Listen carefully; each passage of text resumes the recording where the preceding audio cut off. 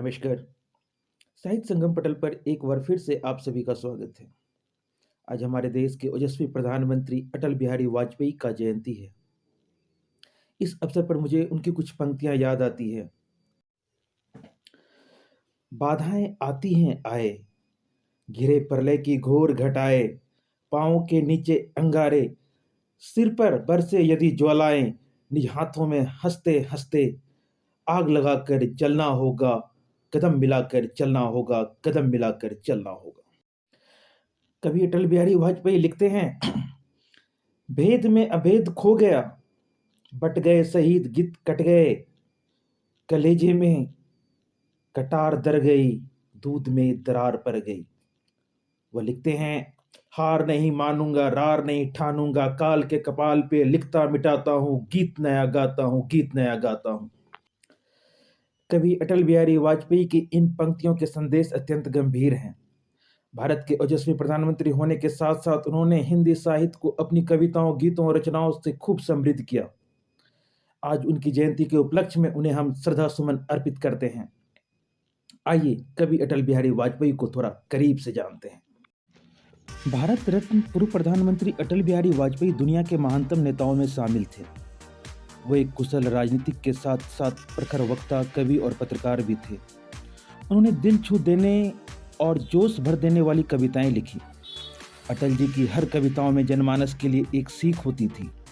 उन्होंने अपनी कविताओं से समाज को उसकी वास्तविक छवि दिखाने का प्रयास किया। इसका प्रमाण उनकी पहली कविता से ही दिखाई देता है। पूर्व प्रधानमंत्री अटल बिहारी वाजपेयी ने बहुत कम उम्र में कविता लिखना शुरू कर दी थी। वाजपेयी ने अपनी जिंदगी की पहली कविता ताजमहल पर लिखी थी। ये उन्होंने खुद अपनी कविताओं के संग्रह की भूमिका में लिखा है।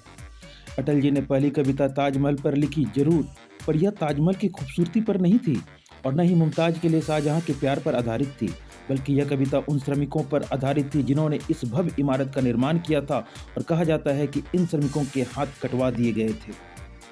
कवि अटल बिहारी वाजपेयी की पहली कविता कुछ इस तरह थी, यह ताजमहल यमुना की रोती धार विकल, कल कल चल चल, जब रोया हिंदुस्तान सकल, तब बन पाया ताजमहल, यह ताजमहल कैसा सुंदर अति सुंदर, ताजमहल यह ताजमहल कैसा सुंदर अति सुंदर, जब रोया हिंदुस्तान सकल, तब बन पाया यह ताजमहल, तब बन पाया यह ताजमहल। यूं तो अटल जी खुद अपने कवि हृदय के बारे में कहा करते थे कि कविता मुझे घुटी में मिली थी। अटल जी के पितामह संस्कृत भाषा तथा साहित्य के अच्छे विद्वान थे। घर की एक बैठक पुरानी पोथियों से भरी हुई रहती थी। वे जहाँ जाते वहाँ से अच्छी अच्छी पुस्तकें ले आते थे। ज्योतिष का उनका गहरा अध्ययन था। दूर दूर से लोग उन्हें जन्मपत्रियाँ दिखाने के लिए आते थे।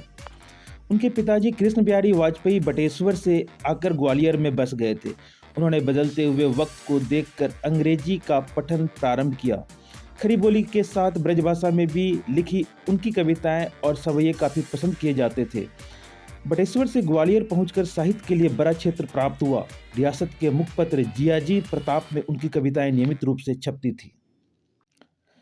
अटल बिहारी के पिता श्री कृष्ण बिहारी वाजपेयी अंगुली पकड़कर उन्हें आर्य समाज के वार्षिकों उत्सव में ले जाते थे। उपदेशकों के सस्वर भजन उन्हें अच्छे लगते थे। आर्य विद्वानों के उपदेश उन्हें प्रभावित करते थे। भजनों और उपदेशों के साथ साथ स्वतंत्रता संग्राम की बातें भी उन्हें अच्छी लगती थी। क्या यह संयोग मात्र था? क्या इसके पीछे कोई विधान था? घर में साहित्य प्रेम का वातावरण था और उन्होंने भी तुकबंदी प्रारंभ कर दी थी। उस समय ओजस्वी कवि श्रोताओं द्वारा पसंद किए जाते थे। निश्चय ही उन दिनों उन्हें आर्य विद्वानों के साथ साथ कम्युनिस्ट क्रांति प्रभावित करने लगी थी। मुख्य रूप से अटल जी ने देशभक्ति से परिपूर्ण कविताएं लिखी थी। कवि सम्मेलनों में भी इन कविताओं की मांग थी। लोग उन्हें पसंद करते थे। वीर रस की कविताएं भी पसंद की जाती थी। कविता के साथ उन दिनों नौजवानों में वक्तृत्व कला की प्रतियोगिताएं हुआ करती थी। ओजस्वी कवि श्रोताओं द्वारा पसंद किए जाते थे। आज़ादी के आंदोलन से ऐसे नौजवानों को प्रेरणा मिलती थी। यह उन दिनों की बात है जब अटल जी विक्टोरिया कॉलेज ग्वालियर में पढ़ा करते थे। पढ़ाई लिखाई के साथ साहित्य में उनकी रुचि थी। अटल जी कॉलेज में छात्र संघ का पहला प्रधानमंत्री और फिर उपाध्यक्ष भी चुने गए थे। अध्यक्ष उन दिनों कोई प्रोफेसर हुआ करता था। छात्र संघ की जिम्मेदारी थी कि वह वार्षिक उत्सव का आयोजन करे। छात्र संघ ने एक साल कॉलेज में कवि सम्मेलन कराने का फैसला लिया। ग्वालियर से बाहर के कवि भी आमंत्रित किए गए थे। यह तय हुआ कि कॉलेज के वार्षिक समारोह में महाकवि निराला जी को आमंत्रित किया जाए। उन दिनों महादेवी वर्मा तथा सुमित्रानंदन पंत की बड़ी धूम थी। निराला जी को आमंत्रित करने का काम प्रोफेसर शिवमंगल सिंह सुमन को सौंपा गया। कॉलेज के लिए यह अत्यंत ही गौरव की बात थी।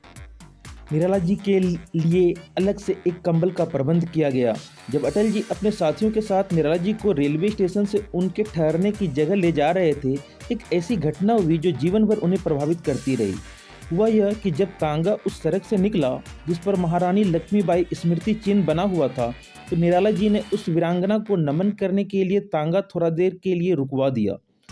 उनकी नज़र लक्ष्मीबाई के स्मारक के निकट बैठी एक निर्धन महिला पर गई। वह महिला सर्दी से अपने को बचाने के प्रयास में लगी हुई थी। जैसे ही निराला जी की नज़र उस महिला के ऊपर गई तो महाकवि ने अपना कंबल उतारकर उस महिला को ओढ़ा दिया। अटल जी यह देखकर दंग रह गए। निराला जी के महान व्यक्तित्व की एक छोटी सी झलक पाकर सभी लोग भाव विभोर हो गए थे। घर पहुंचने पर निराला जी के लिए अलग से एक कंबल का प्रबंध किया गया, लेकिन निराला जी द्वारा सर्दी से ठिठुरती हुई महिला को कंबल देने की घटना अटल जी के मानस पटल पर सदैव के लिए अंकित हो गई थी। अटल बिहारी वाजपेयी का जन्म 25 दिसंबर 1924 को हुआ था। वे पहले 16 मई से 1 जून 1996 तथा फिर 19 मार्च 1998 से 22 मई 2004 तक भारत के प्रधानमंत्री रहे। वे हिंदी कवि, पत्रकार व प्रखर प्रवक्ता भी थे। वे भारतीय जनसंघ की स्थापना करने वाले महापुरुषों में से एक थे। 1968 से 1973 तक उसके अध्यक्ष भी रहे। वे जीवन भर भारतीय राजनीति में सक्रिय रहे। उन्होंने लंबे समय तक राष्ट्रधर्म, पांचजन्य और वीर अर्जुन आदि राष्ट्रीय भावना से ओतप्रोत अनेक पत्र पत्रिकाओं का संपादन भी किया। उन्होंने अपना जीवन राष्ट्रीय स्वयंसेवक संघ के प्रचारक के रूप में आजीवन अविवाहित रहने का संकल्प लेकर प्रारंभ किया था और देश के सर्वोच्च पद पर पहुंचने तक उस संकल्प को पूरी निष्ठा से निभाया। वाजपेयी राष्ट्रीय जनतांत्रिक गठबंधन सरकार के पहले प्रधानमंत्री थे जिन्होंने गैर कांग्रेसी प्रधानमंत्री पद के 5 साल बिना किसी समस्या के पूरे किए। उन्होंने 24 दलों के गठबंधन से सरकार बनाई थी जिसमें 81 मंत्री थे। कभी किसी दल ने आनाकानी नहीं की। इससे उनकी नेतृत्व क्षमता का पता चलता है। उत्तर प्रदेश में आगरा जनपद के प्राचीन स्थान बटेश्वर के मूल निवासी पंडित कृष्ण बिहारी वाजपेयी मध्य प्रदेश की ग्वालियर रियासत में अध्यापक थे। वहीं सिंधे की छावनी में 25 दिसंबर 1924 को ब्रह्म मुहूर्त में उनकी सरधर्मिणी कृष्णा वाजपेयी की कोख से अटल जी का जन्म हुआ था। पिता कृष्ण बिहारी वाजपेयी ग्वालियर में अध्यापन कार्य तो करते ही थे, इसके अतिरिक्त वे हिंदी व ब्रज भाषा के सिद्धहस्त कवि भी थे। पुत्र में काव्य के गुण वंशानुगत परिपाटी से प्राप्त हुए। महात्मा रामचंद्र वीर द्वारा रचित अमर कृति विजय पताका पढ़कर अटल जी के जीवन की दिशा ही बदल गई। अटल जी की बीए की शिक्षा ग्वालियर के विक्टोरिया कॉलेज, वर्तमान में लक्ष्मीबाई कॉलेज में हुई थी। छात्र जीवन से ही वे राष्ट्रीय स्वयंसेवक संघ के स्वयंसेवक बने और तभी से राष्ट्रीय स्तर की वाद विवाद प्रतियोगिताओं में भाग लेते रहे। कानपुर के डीएवी कॉलेज से राजनीतिक शास्त्र में एमए की परीक्षा उत्तीर्ण करने के पश्चात उन्होंने अपने पिताजी के साथ कानपुर में ही एलएलबी की पढ़ाई भी प्रारंभ कर दी थी, लेकिन उसे बीच में ही विराम देकर पूरी निष्ठा के साथ संघ के कार्य में जुट गए। डॉक्टर श्यामा प्रसाद मुखर्जी और पंडित दीनदयाल उपाध्याय के निर्देशन में राजनीति का पाठ तो पढ़ा ही, साथ ही पांचजन्य, राष्ट्रधर्म, दैनिक, स्वदेश और वीर अर्जुन जैसे पत्र पत्रिकाओं के संपादन का कार्य भी कुशलतापूर्वक संभालते रहे। सर्वतोमुखी विकास के लिए किए गए योगदान तथा असाधारण कार्यों के लिए दिसंबर 2000 में उन्हें भारत रत्न से भी सम्मानित किया गया।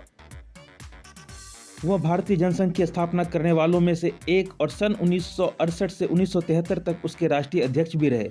सन 1955 में उन्होंने पहली बार लोकसभा चुनाव लड़ा, परंतु सफलता प्राप्त नहीं हुई, लेकिन उन्होंने हिम्मत नहीं हारी और सन 1957 में बलरामपुर से जनसंघ के प्रत्याशी के रूप में विजयी होकर लोकसभा में पहुंचे। सन 1957 से 1977 तक जनता पार्टी की स्थापना तक वे 20 वर्ष तक लगातार जनसंघ के संसदीय दल के नेता रहे। मोरारजी देसाई की सरकार में सन 1970 से 1969 तक विदेश मंत्री रहे और विदेशों में भारत की छवि बनाई। 1980 में जनता पार्टी से असंतुष्ट होकर इन्होंने जनता पार्टी छोड़ दी और भारतीय जनता पार्टी की स्थापना में मदद की। 6 अप्रैल 1980 में बनी भारतीय जनता पार्टी के अध्यक्ष पद का दायित्व भी वाजपेयी को सौंपा गया था।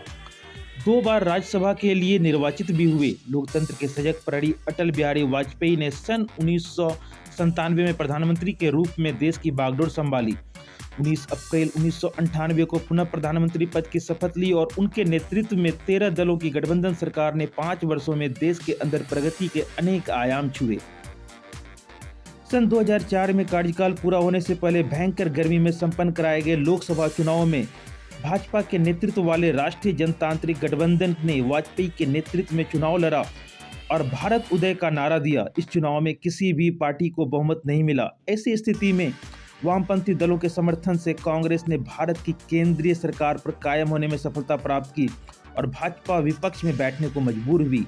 वे राजनीति से संन्यास लेकर नई दिल्ली में कृष्णा मेनन मार्ग स्थित सरकारी आवास में रहते रहे।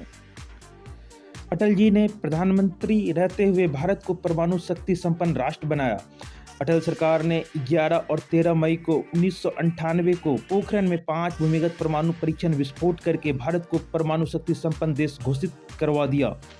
इस कदम से उन्होंने भारत को निर्विवाद रूप से विश्व मानचित्र पर एक सुदृढ़ वैश्विक शक्ति के रूप में स्थापित कर दिया। यह सब इतनी गोपनीयता से किया गया कि अति विकसित जासूसी उपग्रहों व तकनीकी रूप से सक्षम संपन्न पश्चिमी देशों को इनकी भनक तक नहीं लग पाई। यही नहीं, इसके बाद पश्चिमी देशों द्वारा भारत पर अनेक प्रतिबंध लगाए गए, लेकिन वाजपेयी सरकार ने सबका दृढ़तापूर्वक सामना करते हुए आर्थिक विकास की ऊंचाइयों को छुआ। 19 फरवरी 1999 को सदा-ए-सरहद नाम से दिल्ली से लाहौर तक बस सेवा प्रारंभ की गई। इस सेवा का उद्घाटन करते हुए प्रथम यात्री के रूप में वाजपेयी जी ने पाकिस्तान की यात्रा करके नवाज शरीफ से मुलाकात की और आपसी संबंधों में एक नई शुरुआत का दौर प्रारंभ हुआ। इतना ही नहीं, उन्होंने कारगिल युद्ध में पाकिस्तान को उनकी भाषा में भी जवाब दिया। कुछ ही समय पश्चात पाकिस्तान के तत्कालीन सेना प्रमुख परवेज मुशर्रफ की सह पर पाकिस्तानी सेना व उग्रवादियों ने कारगिल क्षेत्र में घुसपैठ करके कई पहाड़ी चोटियों पर कब्जा कर लिया। अटल सरकार ने पाकिस्तान की सीमा का उल्लंघन न करने की अंतर्राष्ट्रीय सलाह का सम्मान करते हुए धैर्यपूर्वक किंतु ठोस कार्रवाई करके भारतीय क्षेत्र को मुक्त करवाया। इस युद्ध में प्रतिकूल परिस्थितियों के कारण भारतीय सेना को जान माल का काफी नुकसान हुआ और पाकिस्तान के साथ शुरू किए गए संबंध सुधार एक बार फिर शून्य हो गए। स्वर्णिम चतुर्भुज परियोजना का सौगात भी अटल जी ने ही हमें दिया था। भारत भर के चारों कोनों को सड़क मार्ग से जोड़ने के लिए स्वर्णिम चतुर्भुज परियोजना, अंग्रेजी में गोल्डन क्वाड्रिडेंटल प्रोजेक्ट या संक्षेप में क्यू प्रोजेक्ट की शुरुआत की गई। इसके अंतर्गत दिल्ली, कलकत्ता, चेन्नई व मुंबई को राजमार्ग से जोड़ा गया। ऐसा माना जाता है कि अटल जी के शासनकाल में भारत में जितनी सड़कों का निर्माण हुआ, इतना केवल शेरशाह सूरी के समय में ही हुआ था। इसके अलावा भी उन्होंने कई महत्वपूर्ण कार्य किए। 100 साल से भी ज़्यादा पुराने कावेरी जल विवाद को सुलझाया। संरचनात्मक ढांचे के लिए कार्यदल, सॉफ्टवेयर विकास के लिए सूचना एवं प्रौद्योगिकी कार्यदल, विद्युतीकरण में गति लाने के लिए केंद्रीय विद्युत नियामक आयोग आदि का गठन किया। राष्ट्रीय राजमार्गों एवं हवाई अड्डों का विकास, नई टेलीकॉम नीति तथा कोंकण रेलवे की शुरुआत करके बुनियादी संरचनात्मक ढांचे को मजबूत करने वाले कदम उठाए। राष्ट्रीय सुरक्षा समिति, आर्थिक सलाहकार समिति, व्यापार एवं उद्योग समिति का गठन किया गया। आवश्यक उपभोक्ता सामग्रियों की कीमतें नियंत्रित करने के लिए मुख्यमंत्रियों का सम्मेलन बुलाया गया। उड़ीसा के सर्वाधिक गरीब क्षेत्र के लिए 7 सूत्रीय गरीबी उन्मूलन कार्यक्रम का प्रारंभ किया गया। आवास निर्माण को प्रोत्साहन देने के लिए अर्बन सीलिंग एक्ट समाप्त किया गया। ग्रामीण रोजगार सृजन एवं विदेशों में बसे भारतीय मूल के लोगों के लिए बीमा योजना प्रारंभ की गई। सरकारी खर्च पर रोज इफ्तार शुरू किया। ये सारे तथ्य सरकारी विज्ञप्तियों के माध्यम से समय समय पर प्रकाशित भी होते रहे हैं। इतने बड़े राजनीतिक शख्सियत होने के बावजूद अटल जी ने कवि के रूप में भी अपना खास पहचान बनाया। अटल बिहारी वाजपेयी ने राजनीतिक होने के साथ साथ एक कवि के रूप में अपनी महत्वपूर्ण भूमिका का निर्वहन किया। मेरी 51 कविताएं अटल जी का प्रसिद्ध काव्य संग्रह है। वाजपेयी जी को काव्य रचनाशीलता एवं रसास्वादन के गुण विरासत में प्राप्त हुए थे। उनके पिता कृष्ण बिहारी वाजपेयी ग्वालियर रियासत में अपने समय के जाने माने कवि थे। वे ब्रजभाषा और खड़ी बोली में काव्य रचना करते थे। पारिवारिक वातावरण साहित्यिक एवं काव्यमय होने के कारण उनकी रगों में काव्य रक्त रस अनवरत घूमता रहता।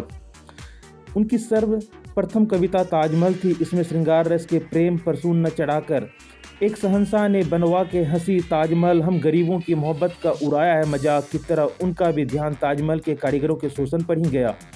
वास्तव में कोई भी कवि हृदय कभी कविता से वंचित नहीं रह सकता। राजनीति के साथ साथ समष्टि एवं राष्ट्र के प्रति उनकी वैयक्तिक संवेदनशीलता आद्योपांत प्रकट होती रही। उनके संघर्ष जीवन, परिवर्तनशील परिस्थितियां, राष्ट्रव्यापी आंदोलन, जेल जीवन आदि अनेक आयामों के प्रभाव एवं अनुभूति ने काव्य में सदैव उनकी अभिव्यक्ति पाई। विख्यात गजल गायक जगजीत सिंह ने अटल जी की चुनिंदा कविताओं को संगीतबद्ध करके एक एल्बम भी बनाया है।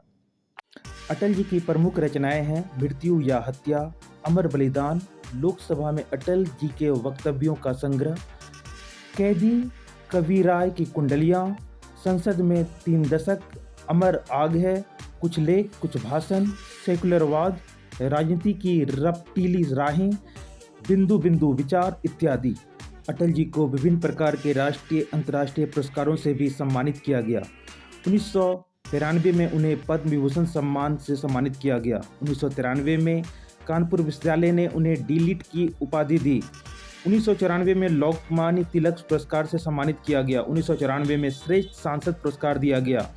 1994 में ही भारत रत्न पंडित गोविंद वल्लभ पंत पुरस्कार प्रदान किया गया। दिसंबर 2014 में भारत रत्न से सम्मानित किया गया। 2015 में डी.लिट प्रदेश भोजमुक्त विश्वविद्यालय से प्रदान किया गया। 1915 में बांग्लादेश सरकार द्वारा friends of Bangladesh liberation war award दिया गया। हम आशा करते हैं आपको हमारी यह पेशकश पसंद आई होगी। विपिन चौधरी, साहित्य संगम।